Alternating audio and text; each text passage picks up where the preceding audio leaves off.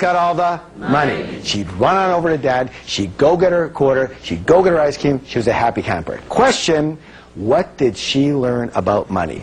Yeah, first, that men have all the money. So when she first got married, what do you think she expected of her husband?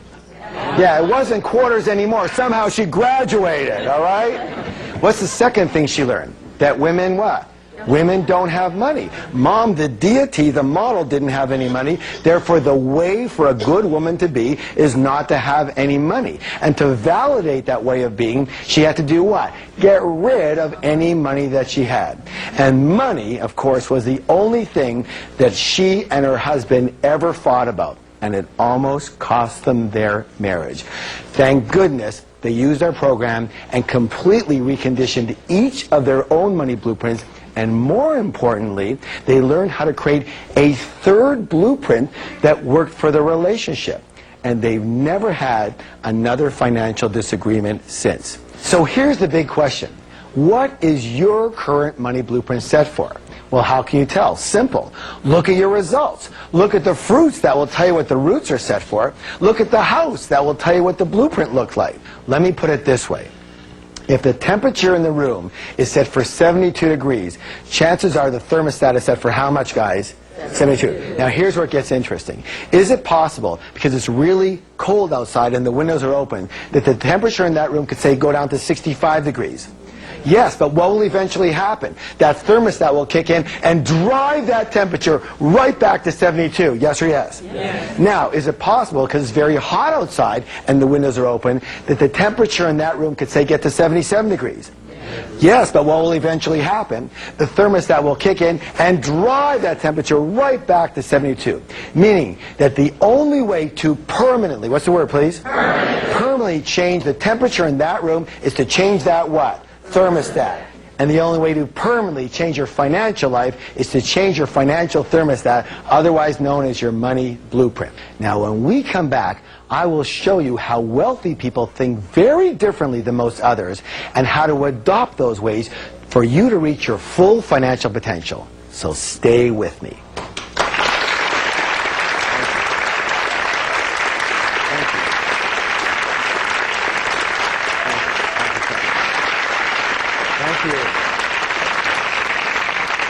We call the process of manifestation. Do you remember? Your thoughts lead to your feelings, which lead to your actions, which lead to your results. Meaning, again, it all begins with the way you think. So what we're going to do is we're going to examine some of the ways that rich and successful people think very differently than unsuccessful people, in order to consider adopting those ways of thinking and resetting our financial blueprints. Now, we're going to call these ways of thinking wealth secrets. Good or good? Good. All right, let's begin. Rich and successful people believe I create my life, and unsuccessful people believe life happens to me. If you want to create real success, it is imperative that you believe that you are at the steering wheel of your life. You have to believe that you are the one who creates your success, you are the one who creates your mediocrity, and you are the one creating any financial struggle. But instead of taking full responsibility for their lives, most people instead, they play the role of the victim. What's it say, please? Victim. Now, victims usually leave 3 indelible clues. So the first one they seem to have in common is they often do a lot of this. What's the word, please? Blame things. They blame the economy. They blame their type of business. They blame the stock market. They blame the real estate market. They blame the city they live in. They blame the taxes or the government or their employee or their employer. They blame their manager. They blame their partner. They blame their upline. They blame their downline. They blame their husband. They blame their wives, their boyfriend, their girlfriend. It's always something else. It's always someone else. And everyone wants to blame their parents for something. Or they do this. What's the word, please? Justify. Thank you. They justify their situation by saying something like, well, you know, money's not all that important. Well, let me ask you a question. If you said that your husband or your wife or your boyfriend or your girlfriend wasn't that important, would they be around for very long? I don't think so, and neither would what? Money. If you didn't think having an RV was important, would you buy one? Would you have one? Of course not. If you didn't think having a pet parrot was important, would you buy one? Would you have one? Of course not. If you don't think money's important, would you have any?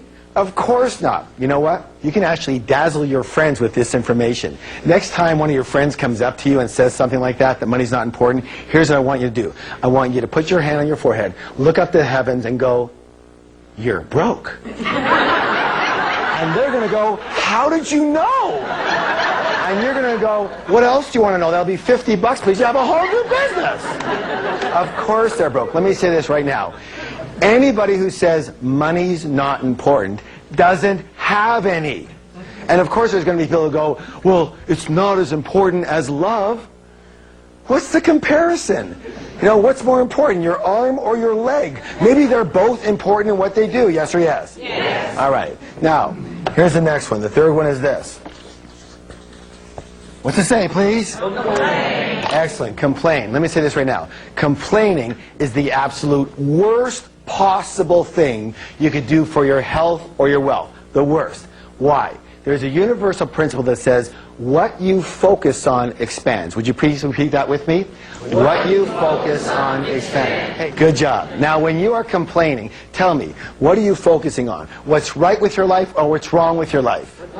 You're focusing on what's wrong with your life. And since what you focus on expands, now what are you going to get more of? What's right with your life or what's wrong with your life? You're going to get more of what's wrong with your life. When you are complaining, you turn into this big, giant garbage magnet. And have you ever noticed that complainers usually have a crummy life? Yes? And they go, "Well, of course I complain. Look how crummy my life is." And now you know better, so you can say, "No, it's because you complain that your life is so crummy. Shut up and don't stand near me." So here are some wealth steps that will change your blueprint and change your life. First of all, no complaining for 7 full days. Not in here and not out here. Now, by the way, it has to be 7 full days. Why? Because you still might have some residual garbage coming to you from before. Because garbage doesn't travel at the speed of light, you know. It travels at the speed of garbage, and it's really, really slow.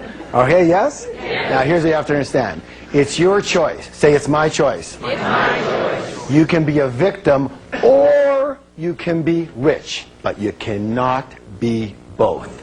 So you choose. Because every single time that you blame or you justify or you complain, you are slitting not only your financial throat, but your happiness and your health throat as well. Let me give you another wealth step along with this one. This is very simple.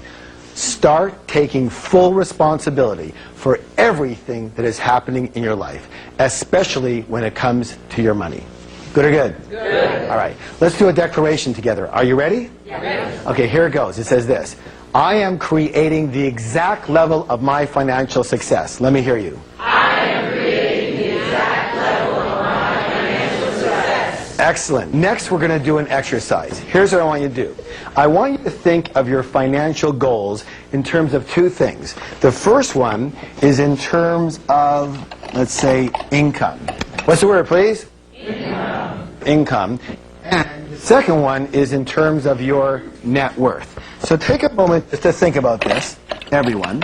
And I'm going to give you a couple examples. Let's say that one of your financial goals for income is that, you know, you want to earn, say, $100,000 a year. Not good or not bad, just say $100,000 a year. That's an example, yes? Yes. And let's say your goal for net worth might be $1 million. Is that possible? Yes. All right, good. Now, here's another wealth secret. Rich and successful people, they play the money game to win. Most other people play not to lose. Here's the thing. Most people actually play the money game on defense versus offense. In sports, let me ask you a question. Anytime you play any game strictly on defense, tell me, what are your chances of actually winning that game? Very slim and very none. And most people's primary concern is survival and security. So what is your goal? What is your true objective? What is your intention? Wealthy people's intention is to create abundance. Most broke people, their intention is to have enough to pay the bills, or just get by, or I just want to earn a decent living. And you know what?